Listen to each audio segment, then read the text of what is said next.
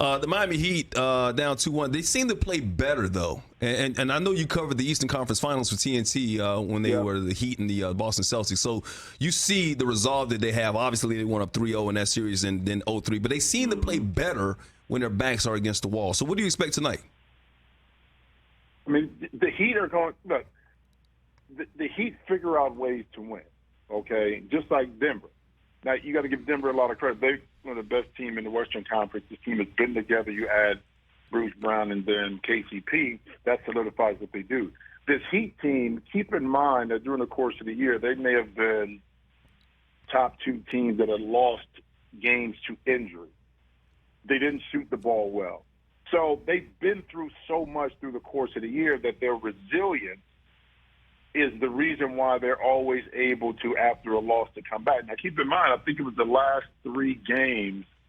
They lost the last 3 games at home. But they figure out ways to come back and win games. It's not always going to be pretty. They don't have to shoot the 3-ball well because they're going to grind you out. They're going to make you work.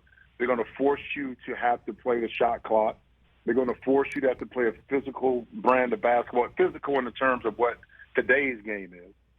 And Eric Spoelstra, to me, probably behind Pop, the best coach in the league. Yeah. And I got a chance to see Eric when I was with the Heat. He was our film guy.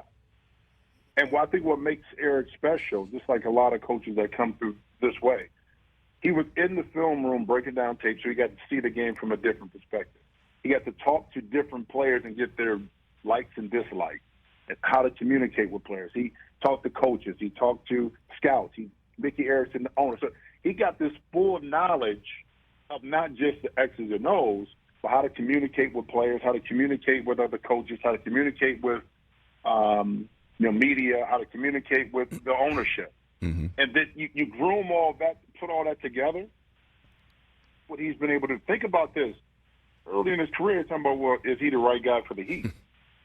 And look at where he's at right now. So the response to me is going to be one of they're going to play harder, play smarter. They have to do a better job of pick and roll defense. I can see them trapping a little bit more, but also taking away the points in the paint. The 2 games that Denver has won, they've won the points in the paint. So it's going to be interesting to see the strategic moves that they make, Miami Heat make tonight. It seems like the Heat are missing a lot of bunnies, too, in the paint. We know that Denver's a taller team, so they could have the advantage in the paint when it comes to rebounding. But, Bam is missing a lot of bunnies. Jimmy's missing a lot of bunnies. Jimmy doesn't seem to be himself.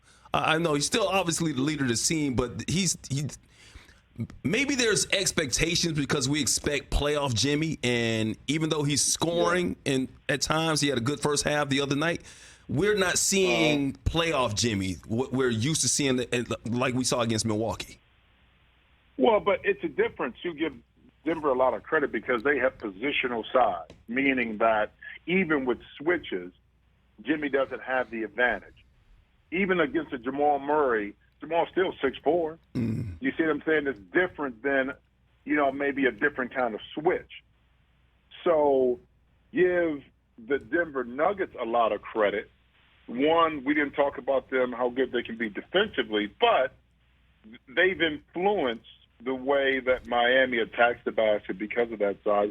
But Jimmy is going to be Jimmy. You got to understand something. Jimmy Butler is not a high-volume shooter.